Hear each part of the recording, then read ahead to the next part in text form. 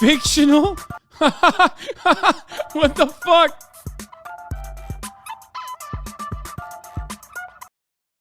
What?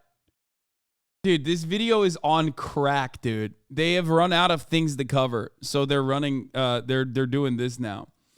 Okay, we're gonna talk about our king, the GOAT, Representative George Santos. Okay, Long Island's finest. Welcome back to CBS Mornings. Now that a new Congress has been sworn in, the focus on Capitol Hill is shifting back to New York Congressman George Santos. The Republican lawmaker has admitted making up much of his resume before he was elected to his first term in November. Now, a formal complaint filed with the Federal Election Commission accuses him of campaign finance violations. Scott McFarland has more. Beginning his third full day as a congressman, George Santos is facing a lot of questions, but he's giving no answers.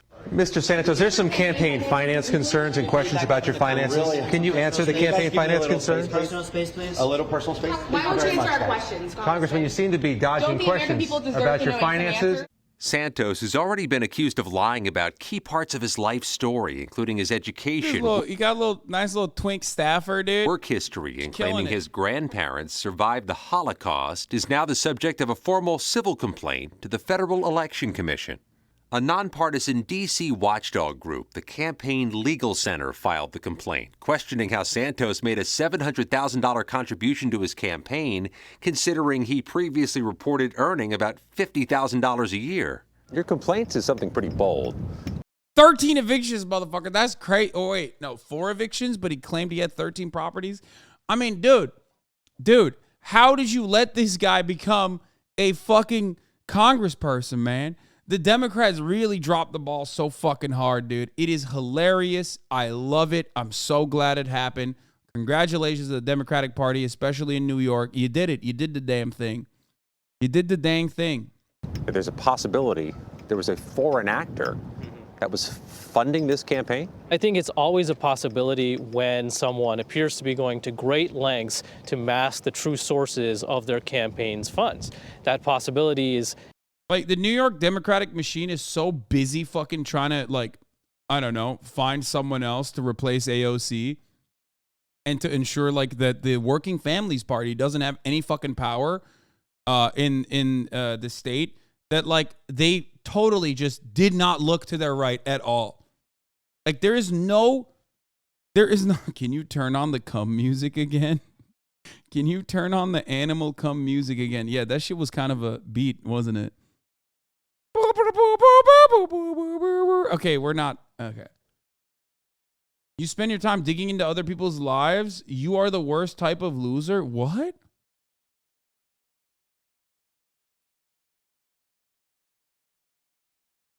I cover the news, my man. I'm doing commentary, like, about politics. What? That's crazy. What a take.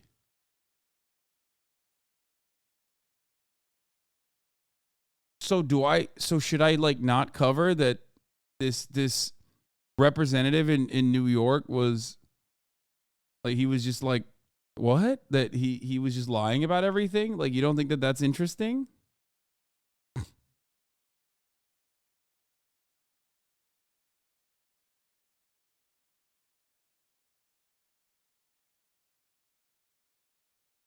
Give him some space? Like, what the fuck?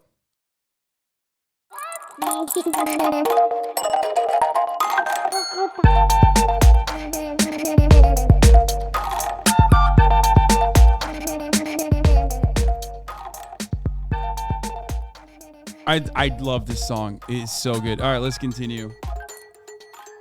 Ticklish is the name of the song by Quinsas Morera.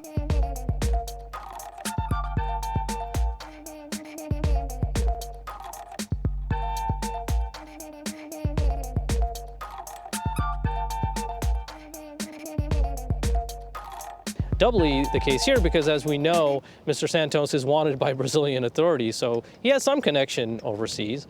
Meanwhile, Santos is one of the... Yeah, I don't think that it was... I mean, they immediately go for, like, the foreign donor take, which, like, typical for the Democratic Party to, like, immediately assume, like, oh, is this Russia? Is it Russia? But, like, I don't know if it's that.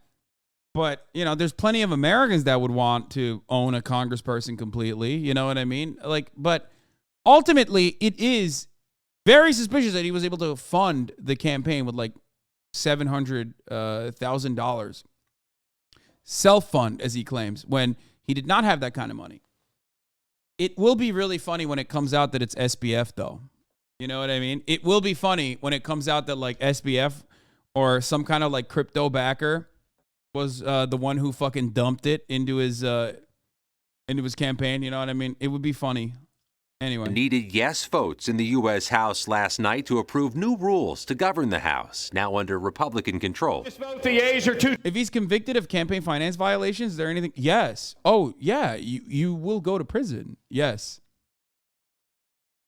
Yes. That is actually one thing that could cook him. If you've listened to anything that I've talked about George Santos in particular, yes, there's the funny stuff about basically lying about everything, being married to a woman, lying about like being a Holocaust survivor, a Ukrainian Jew. You know what I mean? Like he hit the fucking high notes, right? All that stuff is hilarious. Check fraud in Brazil, charges on that. That's pretty funny. None of that will get him to be impeached. Like no one is going to do that, right? The GOP doesn't give a shit. But he could technically go to jail for being in violation of campaign finance laws.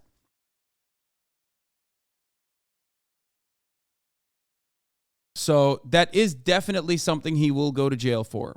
Absolutely. Of course, it makes it funnier because like getting arrested for campaign finance violations in this country is so strange because like the rules are basically fucking built in a way, they're designed in a way to make it legal to bribe politicians. It just means he didn't want to do a super PAC. You know what I mean? It's crazy. Like you have to literally be like, I am violating campaign finance laws deliberately. Hello, welcome. Like Dinesh D'Souza did. You know what I mean? Like he was so fucking stupid. Sorry, Donkey. Thank you for the 5 get the subs. Like you have to be like extra stupid and extra lazy to go to jail for campaign finance campaign finance violations, which Dinesh D'Souza did, for the record. Remember?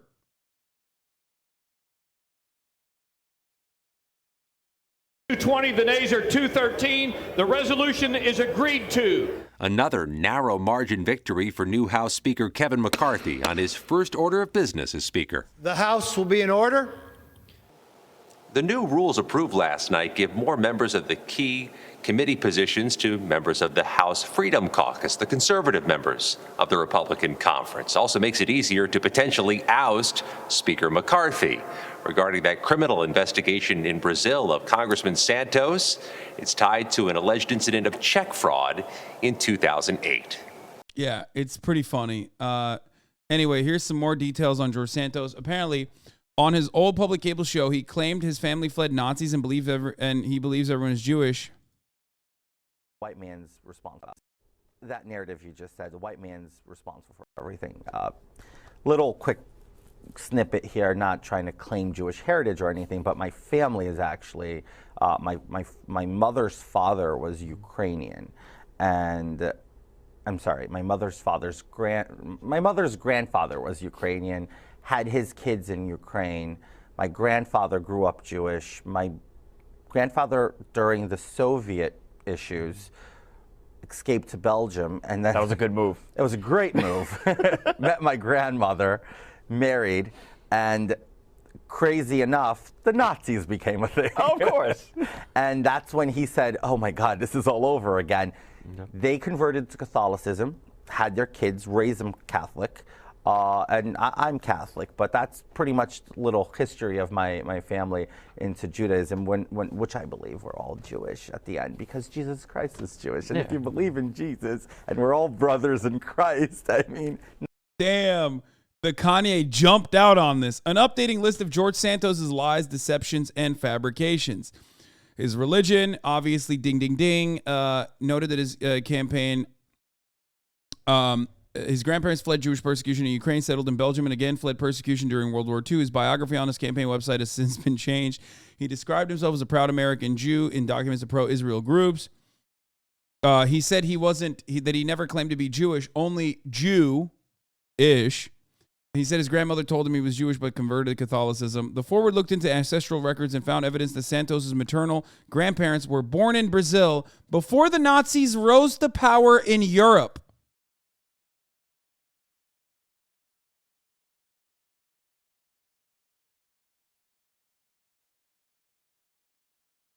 His education told the Post that he never graduated from college, retracting previous statements claiming that he received a degree in economics and finance from CUNY's Baruch College. He also claimed he went to NYU too, didn't he? He claimed anyway, when he ran for Congress, he claimed on his campaign website that he graduated from the prestigious Horace Mann School in the Bronx. Ed Adler, a spokesman for the school official, said they checked all the records. He did not attend Horace Mann. His work experience, he said he worked with Goldman Sachs. He worked at Goldman Sachs and Citigroup. He never did. Around the same time, he claimed that he was working his way through the financial sector. A Times investigation showed that he was a customer service agent at a Dish Network call center in Queens. His real estate portfolio, he said he owned 13 rental properties where tenants had not paid rent for a year. You know what's really funny, though? He does not own any real estate. Guess what? He was the tenant that was evicted. He lied about everything. Santos' tweet railing against fictitious tenants came 4 years after he was evicted for at least the third time in Queens.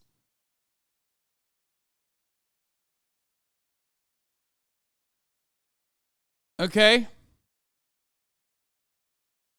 Brain tumor. During a March 2020 interview, Santos claimed he had a brain tumor. Oh, I didn't know this one. That's awesome. That's the coolest one.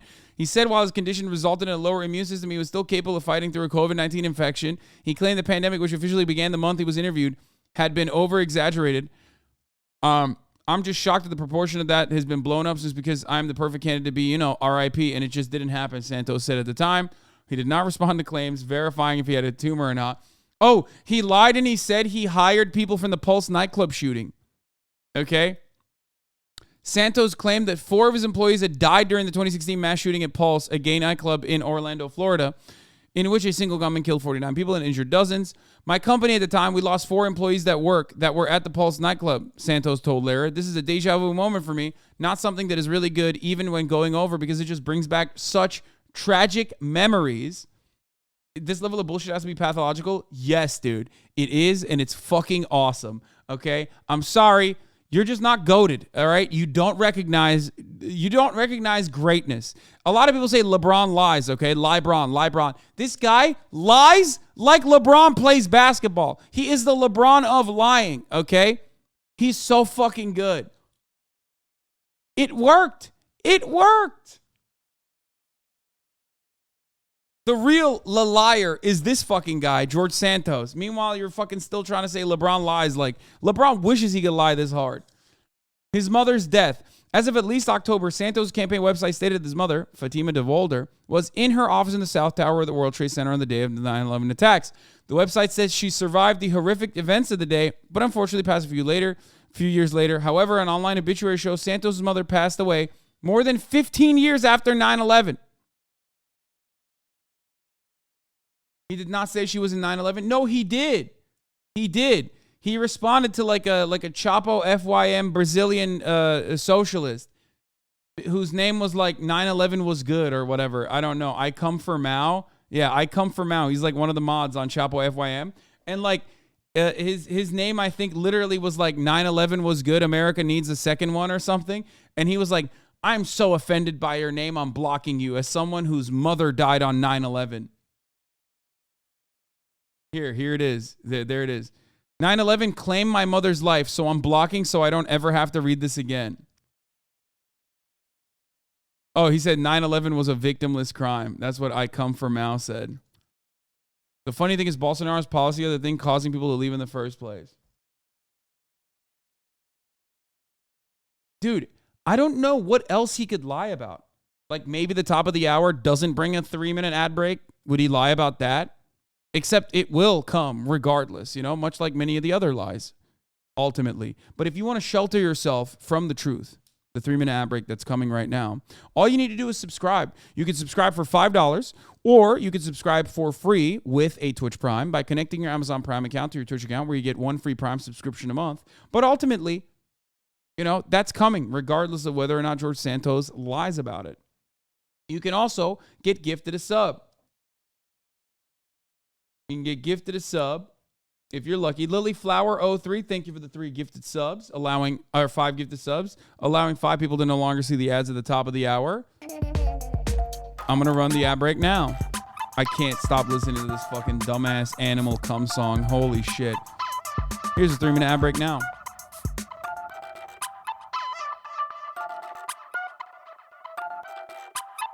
Did he lie about this too?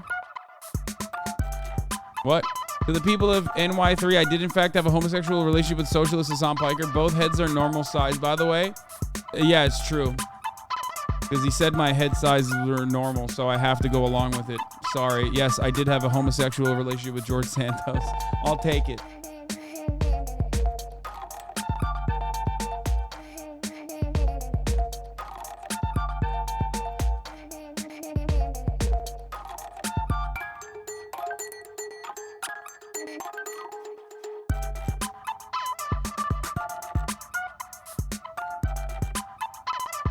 Anyway, George Santos, you are the GOAT.